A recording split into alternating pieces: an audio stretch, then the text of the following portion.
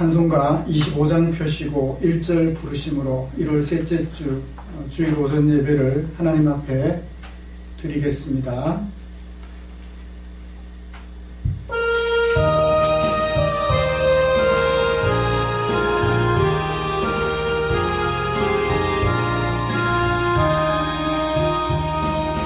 멸류관 벗어서 주 앞에 드리세. 저 천사 기쁜 노래가 온 땅에 퍼지네. 내 혼합에 가서 주 찬송하여라. 온 백성 죄를 속하신 만왕의 왕일세.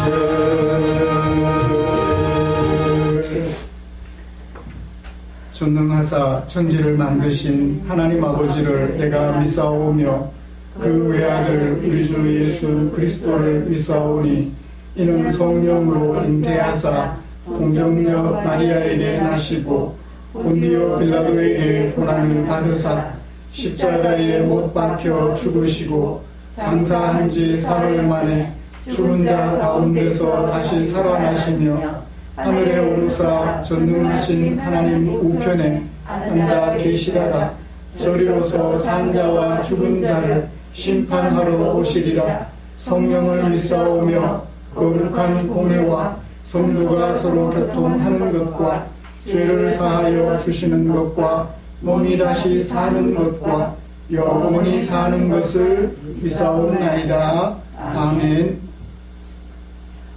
찬송가 35장 함께 부르시겠습니다.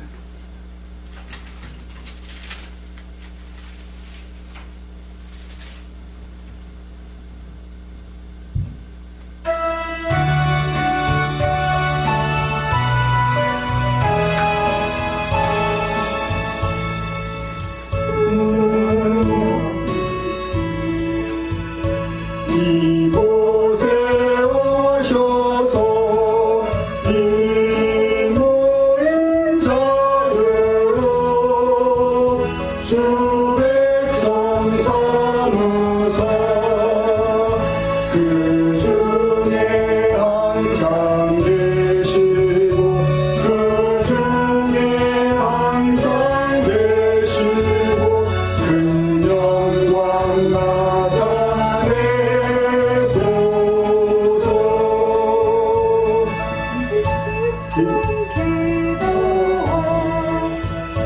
너의 물들임이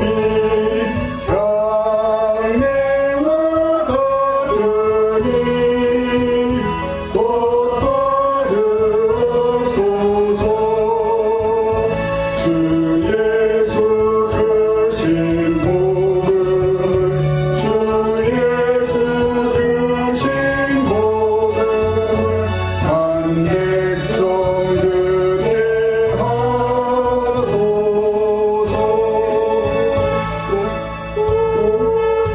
자손들 다 주를 기리고 저 성전날같이 임하게 하소서. 주 구원하신 능력을 주 구원하신 능력을 늙은 날까지 주소서.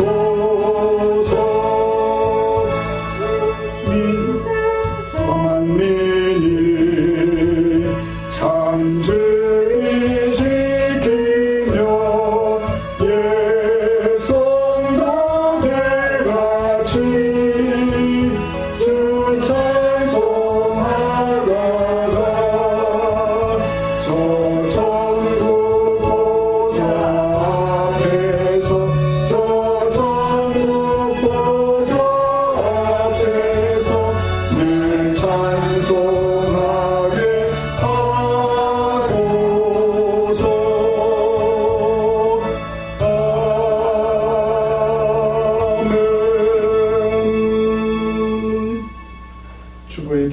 저는 교독합니다. 2번 시편 2편입니다.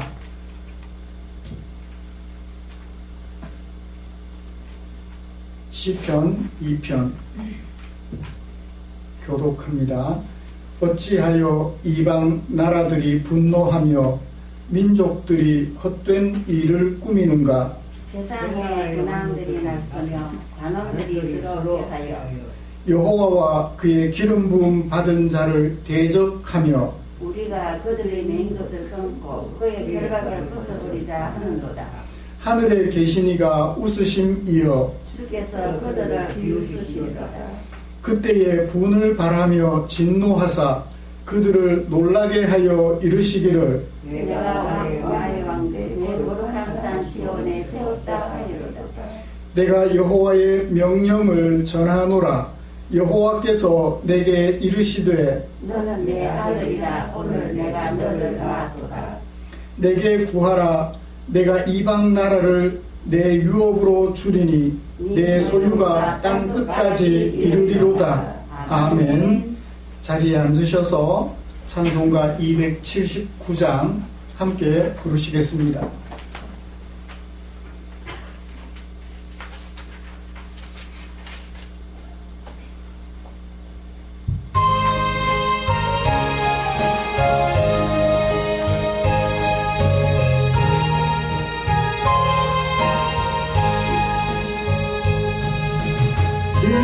인내하신 곳에 주여 내가 위로니 죄인오라 하실 때에 날 부르소서. 주여 주여 내가 비오니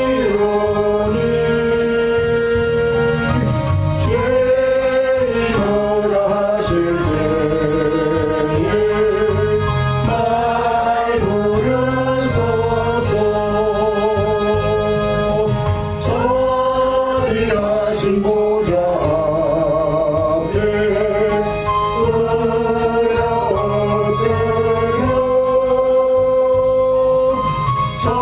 자복하고 회개하니 믿음 주소서. 주여 주여 내가 비오니 죄인오라 하실 때에 날 부르소서. 주의 공로 의지하여 주께 가오니 상한 마음을 고치시고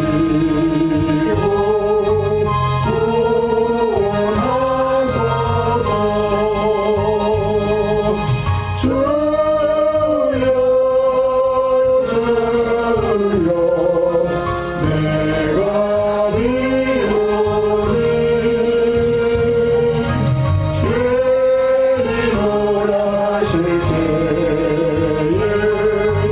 날 부르소서.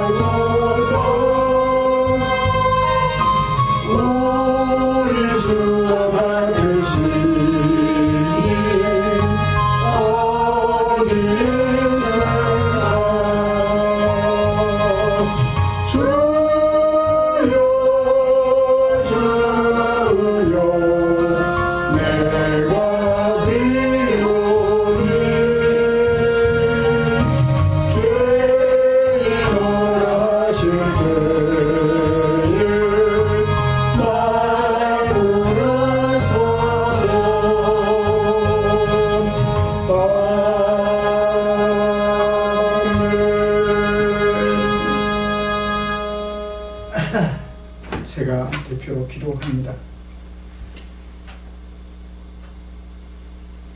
천하 만물을 지으시고 그 가운데 우리를 불러 당신의 백성으로 삼으시며 하나님의 놀라운 일을 맡겨 경영하게 하신 아버지께 찬양과 함께 감사를 드립니다.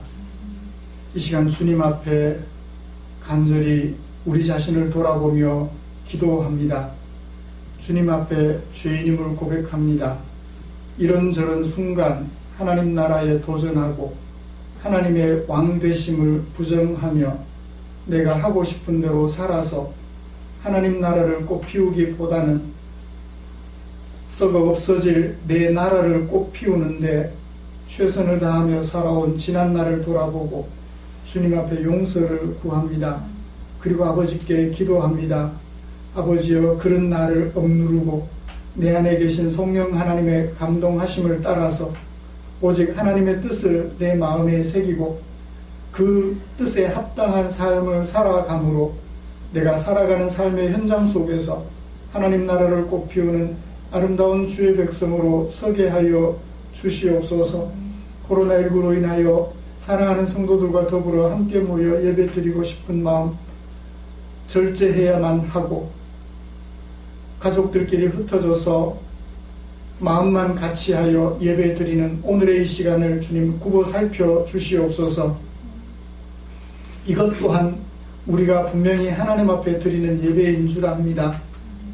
우리가 하나님의 백성으로서 하나님의 말씀에 순종하여 살아가는 내 삶을 빚어가는 그 전부가 예배라면 이 시간 우리가 함께 마음을 모아서 한자리에 둘러앉아 서로 격려하고 위로하는 가운데 모여서 드리는 이 예배도 예배인 줄 아오니 거기에다가 온라인으로 흩어져서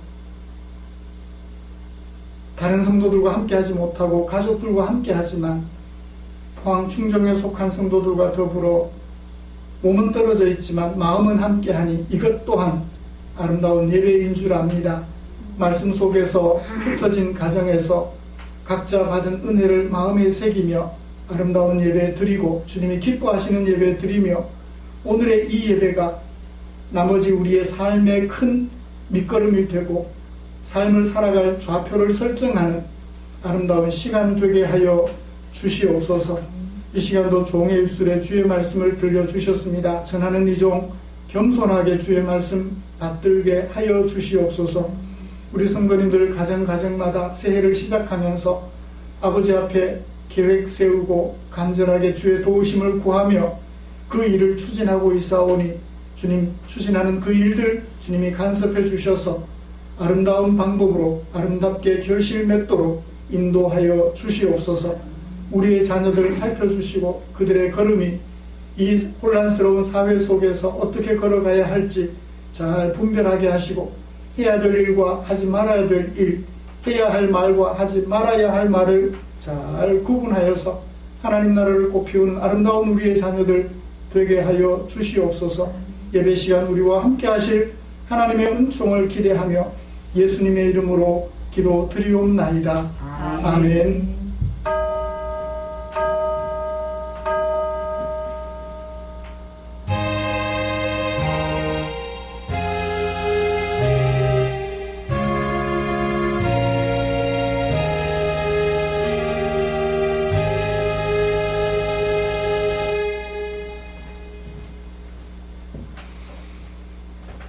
오늘 함께 묵상할 하나님의 말씀은 창세기 6장 1절부터 8절까지입니다.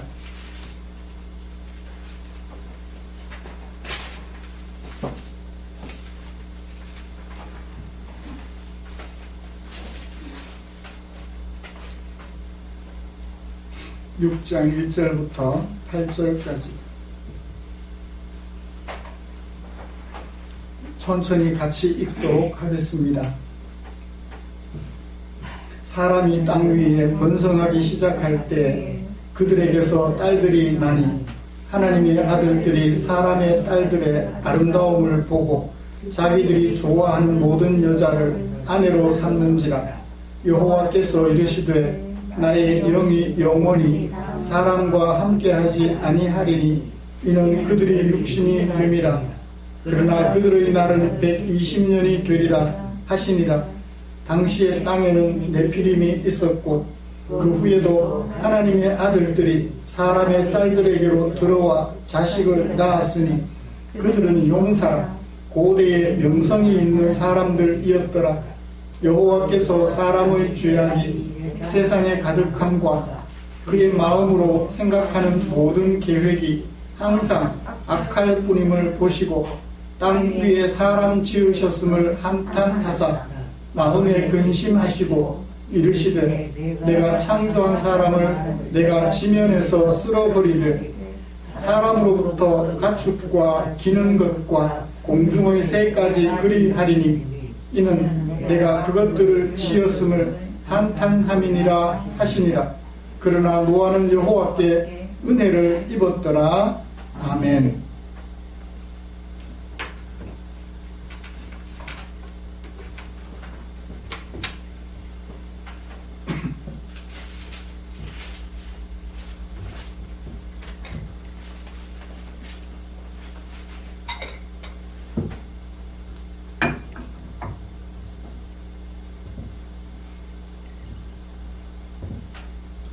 이어서 바로 말씀을 전하도록 하겠습니다. 우리는 지난주에 죄를 다스리라고 하시는 하나님의 명령을 거절하고 동생 아벨을 죽인 가인의 서사를 함께 묵상했었습니다. 가인은 형이라는 권위를, 먼저 태어났다는 그 권위를 자신의 불만을 해소하는 일에 사용하였지요. 동생 아벨을 죽이고 말았습니다. 그러나 결과적으로 가인이 그렇게 하는 것은 하나님에 의하여 지으심을 받은 사람으로서 지어주신 하나님께 도전하는 것임을 살펴보았죠. 행위는 누구에게 했지만 사람에게 했지만 결국 자신을 지어주신 하나님의 명령을 거역하는 것임을 살펴보았습니다. 여러분, 이렇듯 하나님의 나라는 하나님에 의하여 창조되었으며 형이라는 권위를 가진 한 사람에 의하여 도전받고 있었습니다. 지난 한 주간 동안 우리는 작은 공동체 안에서 하나님의 명령을 거역하고 함께 살아가는 사람들에게 악을 행함으로 하나님 나라에 도전장을 내미는 그런 삶을 살아오셨을까요? 아니면 하나님의 백성이라는 정체성을 기억하고 말씀 묵상을 통하여 발견한 하나님의 뜻에 복종함으로써 나와 함께 살아가는 그들에게 선을 행하여 하나님 나라 꽃을 활짝 피우는 삶을 살아오셨나요? 이렇게 자신을 돌아보면서 오늘 이 시간 또 하나님의 말씀에 귀를 기울이면 좋을 것 같다는 생각을 해봅니다. 하나님의 말씀에 귀를 기울이고 그렇게 발견한 하나님의 뜻에 복종함으로 하나님의 나라를 꽃 피우려는 우리를 위하여 하나님께서는 당신의 마음을 성경에 담아 주셨기 때문이지요. 오늘은 모세가 창세기 6장 1절부터 8절에 담아두신 하나님의 마음 살펴보면서 하나님의 은혜를 나누려고 합니다. 우리가 함께 읽은 본문은 하나님께서 보시고 평가하신 세상의 모습과 그런 세상에 대한 하나님의 계획을 서사 형태로 기록해 놓고 있습니다.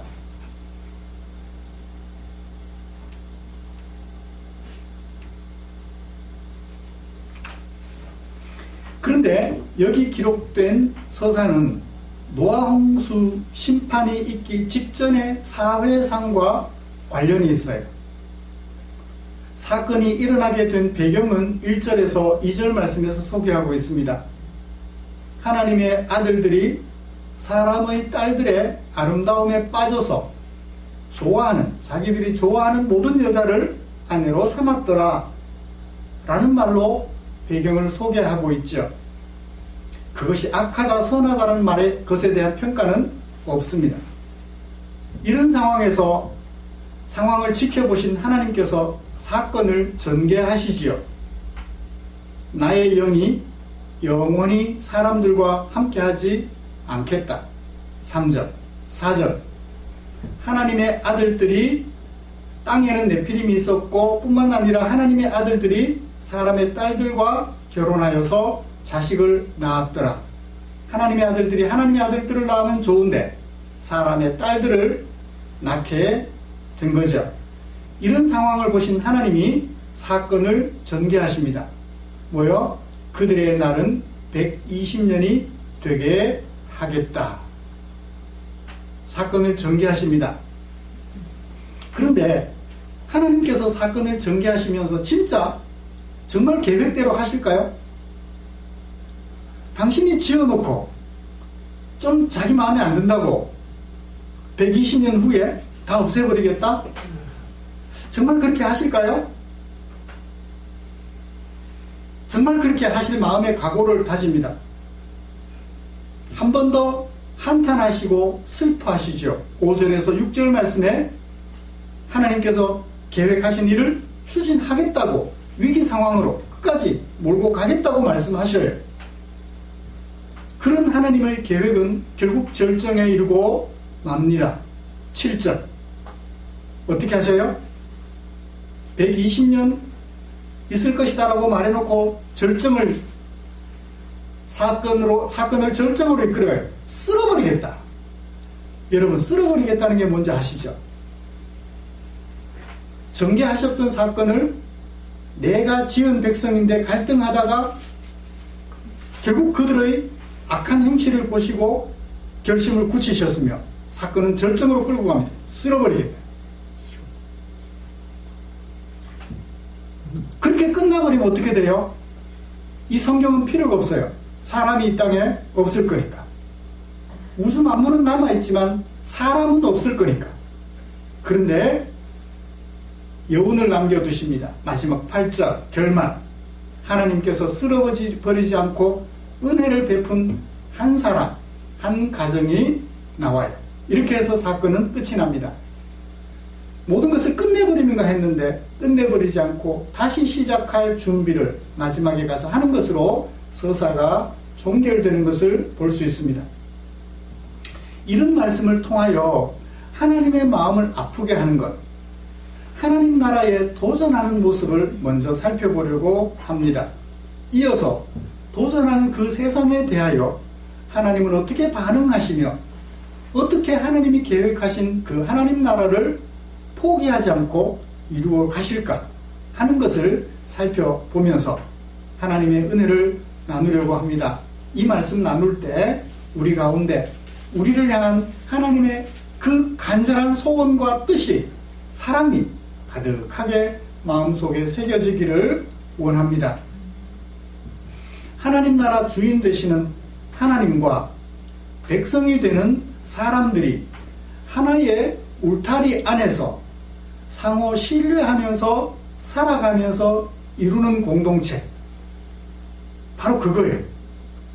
하나의 울타리 안에서, 성곽 안에서 하나님은 하나님이 되시고 하나님의 지으심을 받은 사람들은 그분의 백성이 되어 상호 신뢰하며 서로를 존중하여 사랑하며 살아갈 때 그 공동체를 우리는 하나님 나라라고 얘기를 해요.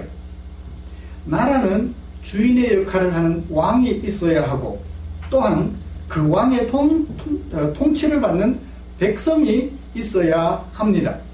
하나님 나라의 주인 곧 왕은 하나님이세요. 그리고 그 나라의 백성은 하나님께서 지으셨거나 하나님이 구원하셔서 하나님이 주인 행세를 할 수 있어야 합니다.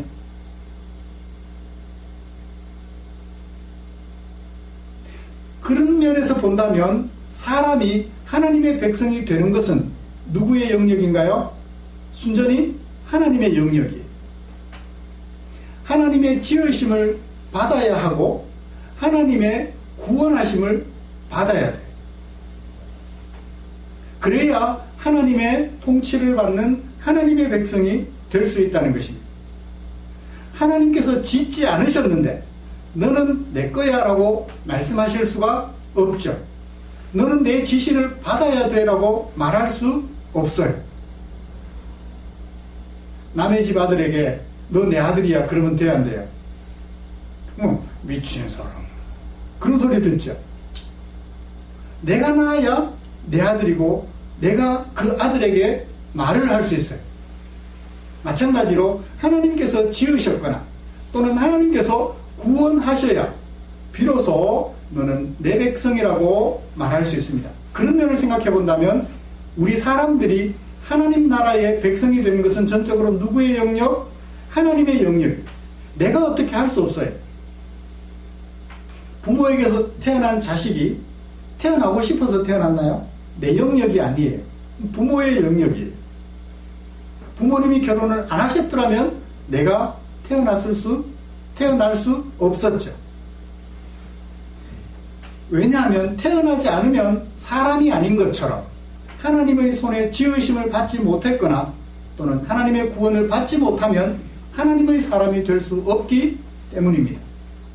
이렇게 지으심을 받고 구원을 받은 하나님의 사람들이 하나님의 백성으로서 하나님의 명령을 마음에 새겨 살아가는 것은 누구 손에 달렸나요? 우리 손에 달렸어요. 지으시고 구원하신 하나님이 아무리 사람들을 하나님의 백성처럼 살게 하려고 해도 사람들이 거부하면 하나님은 어떻게 할 수가 없어요. 이건 마치 뭐와 같아요? 소 주인이 소를 우물가까지 물가까지 끌고 갈 수는 있지만 마시게 할 수는 없어요. 물은 누가 마셔야 돼요? 소가 마셔야 돼요.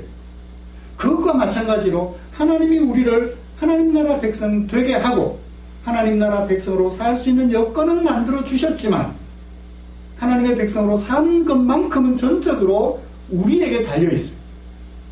이제 우리는 이게 하나님 나라라는 사실을 생각하면서 하나님에 의하여 지으심을 받고 하나님에 의하여 구원을 받은 우리가 하나님의 사람으로 살아가는 이것은 내게 달려있음을 생각하면서 그게 하나님 나라라는 사실을 생각하면서 모세가 소개해준 본문을 잘 읽고 묵상해보면 하나님이 우리를 향하여 가지고 계시는 마음을 찾아볼 수 있을 것입니다.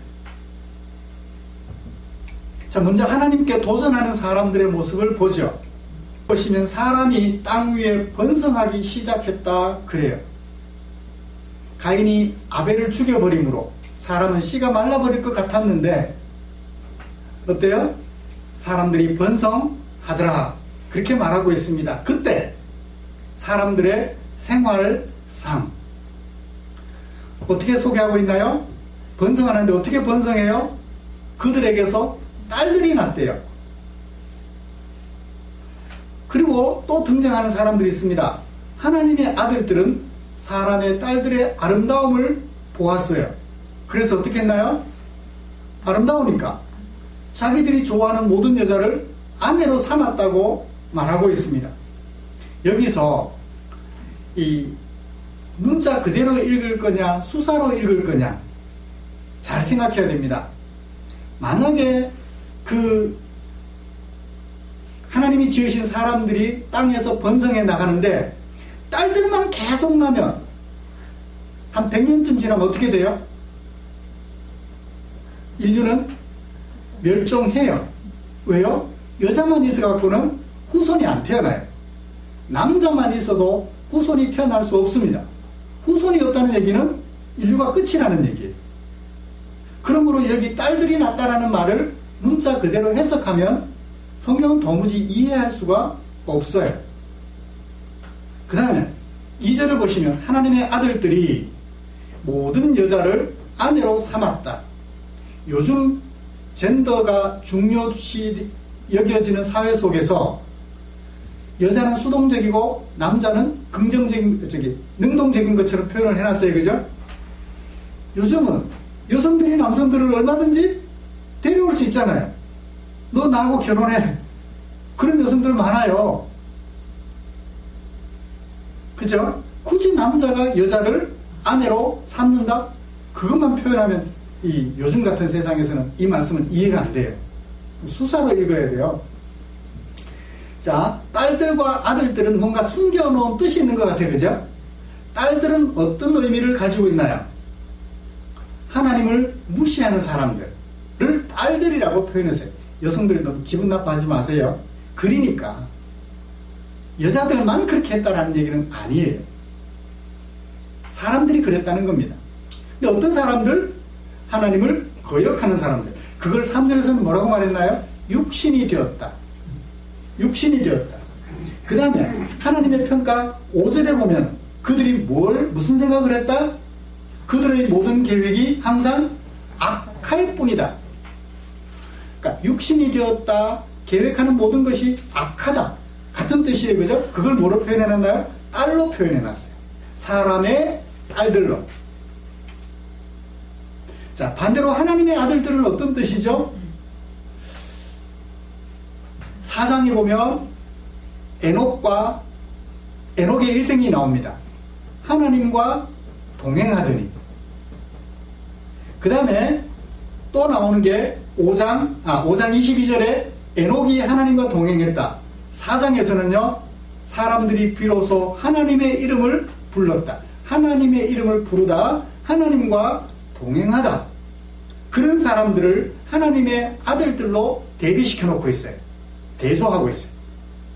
대조하면서 또 그 속에 숨겨진 뜻이 있죠. 딸들은 하나님을 대적하여 육신을 따라 행하는 사람, 악을 행하는 사람. 하나님의 아들들은 하나님의 이름을 부르는 사람, 하나님과 동행하는 사람. 숨겨진 뜻도 있고 대조도 하고 있고. 수사로 읽으니까 그게 뜻이 확 살아납니다. 자, 하나님의 아들들이 사람의 딸들을 어떻게 해야 되나요? 끌고 와야 되나요? 끌려가야 되나요? 아내로 삼았다 해서 끌고 온 것 같은데 결과는 끌려가고 만 거예요.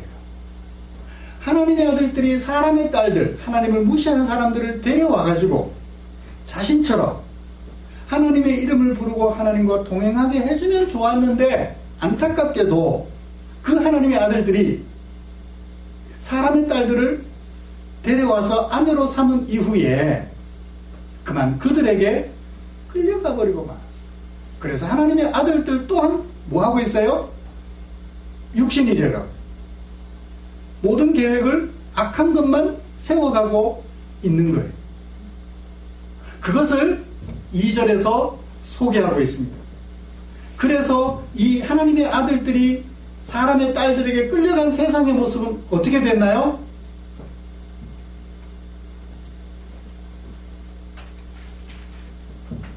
그 당시에는 땅에는 뭐가 있었어요? 네피림이 있었다 그래요. 네피림은 강한 용사라는 말이에요. 사람의 딸들을 나타내는 다른 표현입니다. 네피림이 있었다. 사람의 딸들이 있었다. 대단한 사람의 딸들이 있었다. 뿐만 아니라 그 후에 자, 그렇게 사람의 딸들, 대단한 용사들, 악을 행하는 대단한 용사들, 누구 같은? 가인 같은 용사들이 있었는데 뿐만 아니라 그 후에 자, 하나님의 아들들이 사람의 딸들을 취했으면, 아내로 취했으면 어떻게 해야 돼요? 자신에게 끌고 와야 되죠. 하나님의 이름을 부르고 하나님과 동행하도록 해야 되는데 결과적으로는 어떻게 됐나요? 결과적으로 낳아보니까 용사를 낳은 거예요. 이 용사나 네피림이나 같은 뜻입니다. 단어는 다르지만 같은 뜻이에요. 네피림은 거인, 공격하는 자, 습격하는 자라는 뜻을 가지고 있다면 용사는 강한 자, 원기 왕성한 자 그런 뜻을 가지고 있어요. 네피림이라는 단어와 함께 별로 좋지 않은 거죠. 하나님의 아들들이 사람의 딸들을 데리고 와서 자식을 낳았는데 그들이 어떤 자식이 되어야 돼요? 하나님의 아들들이 되게 해야 되는데 용사가 되게 한 거예요. 네피림이 되게 한 거예요. 그래서 나와보니까 그 용사는 어떤 용사? 밑에 설명해줘요. 고대에 명성이 있는 사람들, 명성, 이름값 하는 사람들이었다는 거예요. 어떤 사람들이 이름값 하죠? 예수님이 이름값 했나요? 로마 황제가 이름값 했나요? 예수님은 십자가에 못 박혀 죄인의 죽음을 죽으셨습니다. 로마 황제는요, 절대 안 그래요. 여기 명성 있는 사람들이었다는 얘기는 네피림이나 용사나 마찬가지로 대단한 사람들, 대단한 힘을 가진 사람들이 되고 말았다라는 얘기. 자, 땅에 기본적으로 네피림이 있었는데 하나님의 아들조차도 사람의 딸들과 결혼하더니 낳은 자식들이 똑같은 네피림들이더라, 이 얘기예요.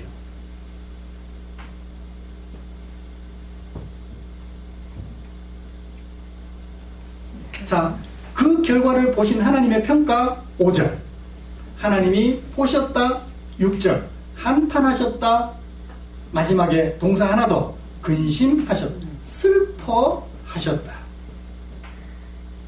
무엇을?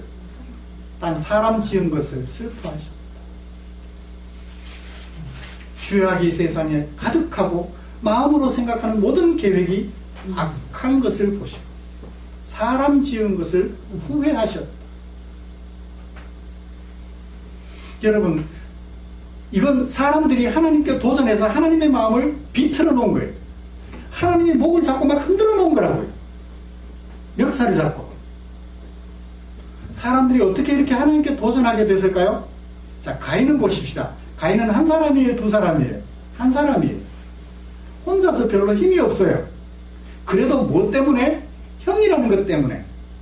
형이라는 것 때문에 그 권한을 이용해가지고 동생을 그냥 죽여버렸어요. 자, 이제 여기 많이 번성한 상태에서 이 사람들의 모습을 보죠. 하나님의 아들이 사람의 딸들과 결혼하여 낳은 그 용사들까지라는 말입니다. 그들은 무엇에 빠졌어요? 아름다움에 빠졌어요. 하나님께 도전하는 사람들은 1차로 아름다움에 빠졌어요. 아름다움에 빠지는 거는 좋아요, 나쁜 거예요? 그건 좋은 거예요. 자체는 좋은 거예요. 남자가 여자를 봤는데 마음이 안 끌리면 어떻게 돼요? 결혼이 안 이루어져요. 결혼이 안 이루어지면 후사가 없어요. 아름다움이 느껴져야만 결혼이라는 것을 하게 돼요. 아름다움에 빠지는 것 그 자체는 나쁜 것이 아닙니다. 그런데 그 아름다움이 지나쳐서 욕망이 되어버리고 욕심이 되어버리면 문제가 된 거죠. 아름다움 자체만 빠졌더라면 한 사람의 여자를 아내로 삼아서 그 사람을 나와 똑같이 하나님의 이름을 부르고 하나님과 동행하는 사람이 되게 해야 되는데 아름다움에 빠지니까 자기 마음에 드는 모든 여자를 아내로 삼더라. 아름다움에 너무 빠져버렸어요. 그 다음에 그들은 어떻게 했어요? 그들을 가리켜 네피림, 용사, 명성이라고 얘기를 하고 있어요. 그들이 강한 힘, 이제 무리를 이뤘어요. 한 사람이 아니고 무리를 이뤘어요. 그걸 뭐라 그래요? 군중신이라 그러죠. 한 사람일 때는 사냥개를 만나면 어떻게 돼요? 무서워요. 여러 사람이면요, 무서울 게 없어요. 희한하죠? 사회에 나오면요, 평범한 총각이에요. 평범한 청년이에요. 그런데 군복을 입혀놓으면 얘들이요, 무서운 사람들이 돼요. 군복만 입으면 사람들이 무섭게 돼요. 겁날 게 없어요. 무리기 때문에. 사자하고 하이에나하고 싸우면 누가 이겨요? 사자가 이기죠. 근데 하이에나가 한 20마리쯤 되면요, 사자 한 마리 정도는 무서운 게 없어요. 이 사람의 딸들이 무리를 이루게 되니까 자기들끼리 살아갈 수 있을 것 같아요. 굳이 하나님의 보호가 필요가 없어요. 여자를 만나서 남자를 만나서 후손을 낳고 자기들끼리 잘 살아갈 수 있을 것 같아요. 그래서 어떻게 됐나요? 네피림이 됐어요. 아무데나 습격하고 아무데나 공격해요. 자기들 뜻에 안 맞으면, 자기들 무리와 뜻이 같지 않으면 공격해서 잡아먹어버려요. 그러니까 어떻게 돼요? 하나님께 도전하는 거예요. 거기에 누구도 끌려가요? 하나님의 아들들도 끌려가요. 왜? 보니까 좋거든요. 쟤네들끼리 힘을 가지고 하나님께 도전하고도 막 편안하게 살아가는 그 모양 보니까 좋거든요. 어디 가니까 돼지 한 마리 주면 부인한 사람 맞이할 수 있더라. 야, 나도 그 나라에 가서 살아볼까? 나이 70 되고 80 되고 나면 80 되고 나면 뭐 돼지 한 마리 아니라 10원 줘도 그저 필요가 없죠, 그저.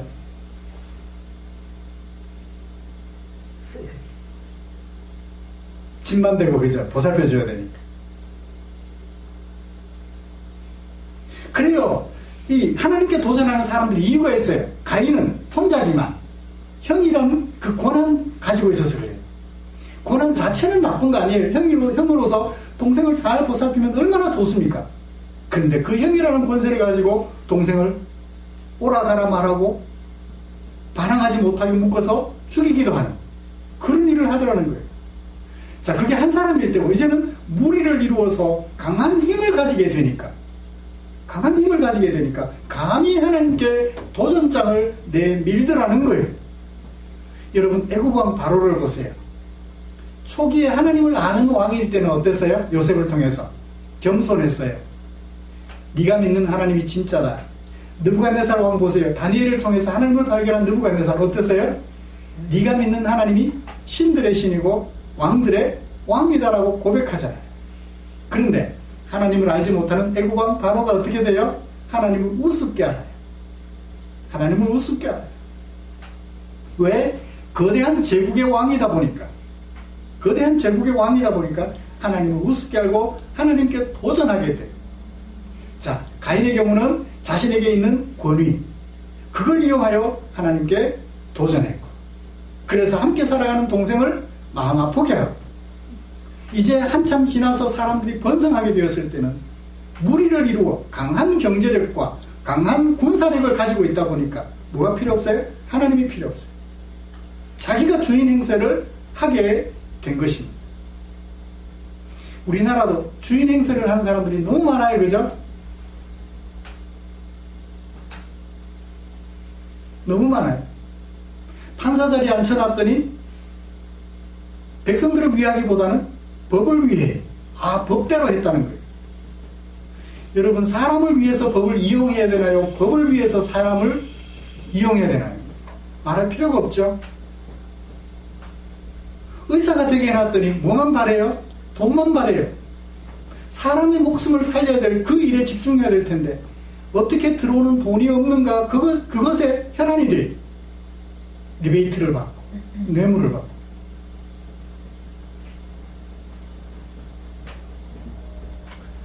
이러니까 사람들이 감히 하나님께 도전하는 거죠.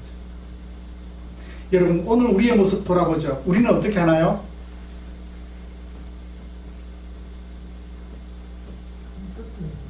자꾸만 하나님께 도전하고 싶은 마음들이 있어요. 연세가 드시면, 힘이 약해지면 이제 그죠? 하나님께 도전하기보다는 이제 갈 때가 이제 되어 오니까, 하나님 앞에 갈 때가 되어 오니까 더 조심스럽고 진지해지죠. 젊고 힘이 있어서, 가진 것이 있어서, 하나님 없어도 나 충분히 살 수 있어 라고 말하며 감히 도전하죠. 내가 없으면 가진 것이 없고 앉은 자리가 높지 않으면 겸손할 수밖에 없어요. 그런 것들이 있음으로써 무리를 이루거나 그런 것이 있음으로써 하룻강아지 범무서운 줄 모르고 달겨드는 것처럼 그렇게 달겨드는 거죠. 하나님 앞에서. 우리의 모습은 그러지 않기를 주님의 이름으로 축복합니다. 자, 하나님께서 이런 세상을 발견하셨을 때 어떻게 하셨나요? 하나님의 반응은요, 쓸어버리겠다고 말씀을 하셨어요. 끝내버리겠다고요. 그런데 마지막에 그러나 어떤 사람에게는 은혜를 베풀어 주셔요. 노아가 잘나서 은혜를 베풀었을까요? 하나님이 그냥 노아에게 은혜를 베풀었을까요? 다른 사람들보다 조금 잘나기도 했겠지만 은혜를 베푸시는 것은 하나님의 마음이에요. 노아가 은혜를 베풀어 달라고 한 것도 아니에요. 하나님께서 일방적으로 그에게 은혜를 베풀어 주셨다고 모세는 해설을 해주고 있습니다. 모두가 다 망하는 그 시점에, 쓸어버려야 될 그 시점에 하나님은 또 한 사람을 살리시고 그와 더불어 하나님의 나라를 계속 이루어가고자 하셔요. 이게 하나님의 계획이에요. 사랑하는 성도 여러분, 말씀을 마치겠습니다. 하나님의 은혜가 없다면 오늘 우리는 하나님의 백성으로 서서 하나님과 동행할 수 없으며 하나님의 이름을 부를 수가 없어요. 내가 가진 힘을 이용하여 하나님 없이도 살 수 있어 라고 마음껏 즐기며 사람의 딸들 아름다움에 매료되어서 내가 할 수 있는 욕망을 채워가며 살다가 인생을 마칠 것입니다. 그렇지만 이 하나님의 은혜를 입었다는 사람들은 그 하나님의 은혜를 기억하면서 하나님께 도전하기보다는 하나님께 순종하여서 하나님이 원하시는 하나님 나라를 꽃피우는, 그래서 하나님의 이름을 일상생활 속에서 부르고 하나님과 함께 동행하는, 일상생활 속에서 하나님과 동행하는, 그래서 하나님 나라를 꽃피워가는 아름다운 주의 종들 되시기를 주님의 이름으로 축복합니다. 하나님께서 베풀어 주신, 사람에게 베풀어 주신 호의를 무슨 단어로 표현했어요? 호의, 은혜라고 표현했어요. 우리는 은혜 받은 사람들, 하나님께 도전하는 사람 속에, 그 부류 속에 있던 나를 하나님이 불러서 은혜를 베풀어 주셔서 살려주시고 나의 손을 잡고 하나님의 나라를 이루어가고자 하시는 이 하나님의 간절하신 뜻을 마음속 깊이 새기는 저와 여러분들 되시기를 간절히 소원합니다. 기도하겠습니다. 하나님 아버지, 사람들이 하나님께 도전하게 된, 하나님의 지으심을 받았음에도, 하나님의 이름을 부른다고 했음에도, 하나님과 동행했다고 함에도 불구하고 이처럼 하나님께 도전하여 악을 이루고 육신을 추구하는 그들의 모습을 보았습니다. 혹여 은혜를 입은 우리가, 하나님의 이름을 부르는 우리가, 하나님과 동행한다는 우리가 세상 사람들이 하나님께 도전하는 것처럼 무리의 힘을 이용하고 가진 권한을 남용하여서 하나님의 뜻을 대적하는 하나님의 도전자의 자리에 서지 않는지 돌아보게 하여 주시옵소서.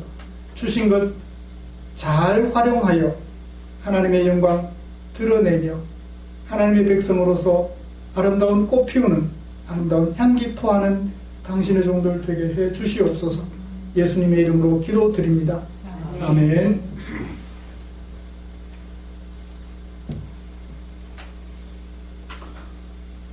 찬송가 634장 부르시면서 준비한 헌금 드리겠습니다.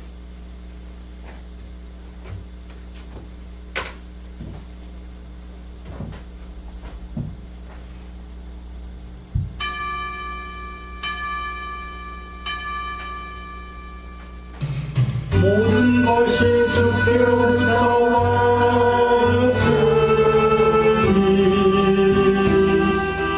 이 예물을 주께 드리나이다. 아멘.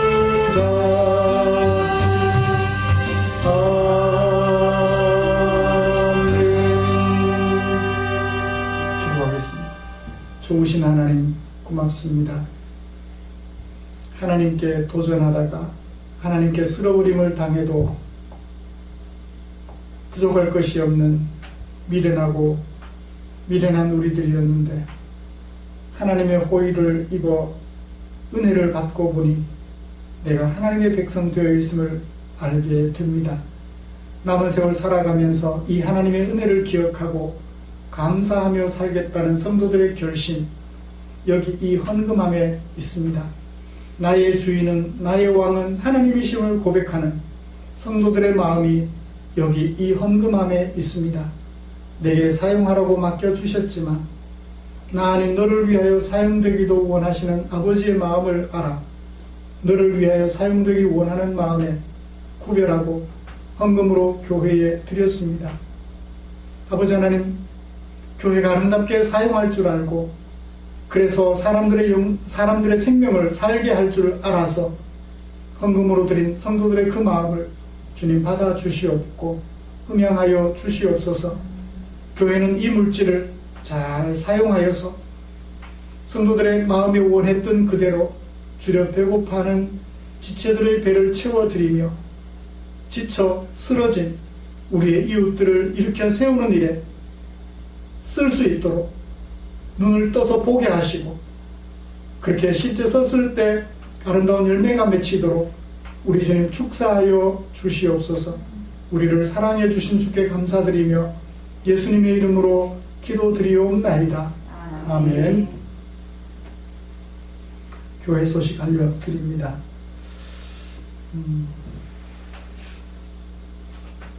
코비드19로 인하여 다 같이 어려운 시기에 살아가고 있습니다. 서로 격려하며 위로하며 이 어려운 시기를 잘 이겨낼 수 있도록 마음과 힘을 모아주시면 고맙겠습니다. 나를 지키는 것은 나를 위함이 아니라 너를 위함이다. 내가 코비드19 속에서 생활 방역에 충실하는 것은 나를 지키기 위함이 아니라 결국 나와 함께 살아가는 너를 지키기 위함이다. 이 생각을 마음속에서 한순간도 잊지 않기를 바랍니다. 그래서 손도 한 번 더 씻으시고 마스크도 쓰고 있는지 안 쓰고 있는지 더 분별하시고, 그래서 서로의 안전을 지켜줄 수 있는 우리가 되면 좋겠다 생각합니다. 걸려보셨던 분들이 2구 동성을 하는 얘기가 사람들이 나를 똑바로 안 보더라는 거예요. 그렇게 되기 전에 너를 지켜드리는 마음으로 최선을 다해 주시면 걸리고 난 후에 원망하는 우리가 아니라 걸리지 않아서 지켜주는 그런 우리가 되면 좋겠다. 또 걸린 지체들을 보았을 때, 감염된 지체들을 보았을 때 너무 이렇게 좀 이렇게 무시하는 듯한 그런 눈치는 우리에게 없어져야 되지 않겠나 하는 생각도 해봅니다. 우리 삶과 인격을 아름답게 하는 것은 하나님 말씀밖에 없는 것 같아요. 하나님을 대적하는 세상 속에서, 하나님께 도전하는 세상 속에서 하나님의 백성으로 살아가는 길은 말씀 묵상밖에 없다는 것 꼭 기억하시고, 묵상을 통한 하나님의 마음 발견하시고 아름다운 삶을 살아가는 저와 여러분들이 되었으면 좋겠습니다. 사회적 거리두기 2주간 더 연기하였다는 정부의 지침 발표가 있었습니다. 그래서 일단 다음 주까지 24일까지 24일 주일은 일단 온라인으로 드리겠습니다. 그리고 상황을 지켜봐서 포항 지역에 10명 이하로 내려가면 마지막 주일은 모여서 드리는 예배도 어떨까 생각을 합니다. 지금 현재로서는 20명씩 계속 나오고 있는 상황이라서 참 하나님의 이름을 말하는 그저 BTJ인지 뭔지 백투 예루살렘, 우리의 어쩌면 지체들인데 안타까운 것 같아요.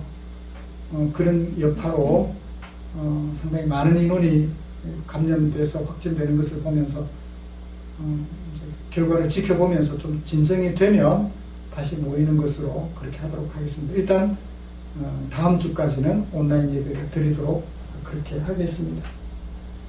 그리고 이제 15일부터 연말 정산, 근로소득세 납부한 것, 종합소득세 납부한 것에 대하여 헌금하고 한 것에 대하여서는 환급해주는 그런 연말 정산이 시작이 되었습니다.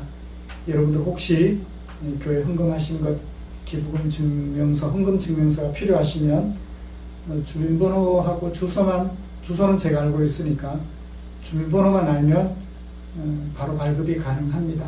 그래서 유익하게 사용해 주시면, 국가가 또 종교인들에게 주는 혜택이니까 사용해서 활용하시면 좋겠습니다. 곁에 계신 분들과 인사 나누시죠. 권사님 건강하셔서 고마워요. 네, 건강하셔서 오래도록 우리 같이 지내면 좋겠습니다.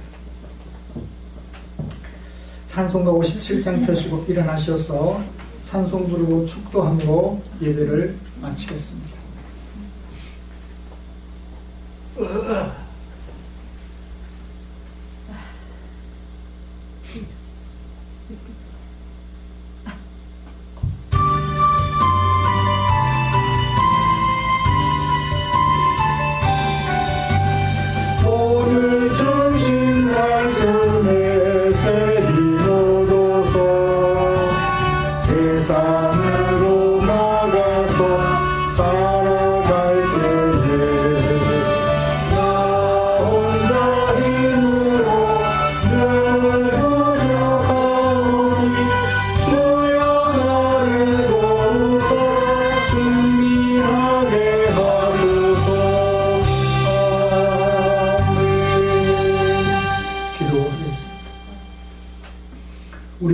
예수 그리스도의 은혜와 하나님 아버지의 지극하신 사랑하심과 성령 하나님의 인도하시고 위로 충만 교통 격려하시는 역사가 이제 내가 가진 권한이 아무리 클지라도 내가 소속된 집단의 명성이 아무리 높을지라도 내가 속한 집단이 가지고 있는 힘이 아무리 강할지라도 그 힘을 이용하여 나의 이익을 추구하는 악을 행하고 악을 계획하는 육신이 되지 아니하고 하나님의 이름을 부르며 하나님과 동행하여 하나님 나라를 꽃피우기로 다짐하는 모든 지체들 위해 지금부터 영원토록 함께 계시기를 축원하오며 아멘.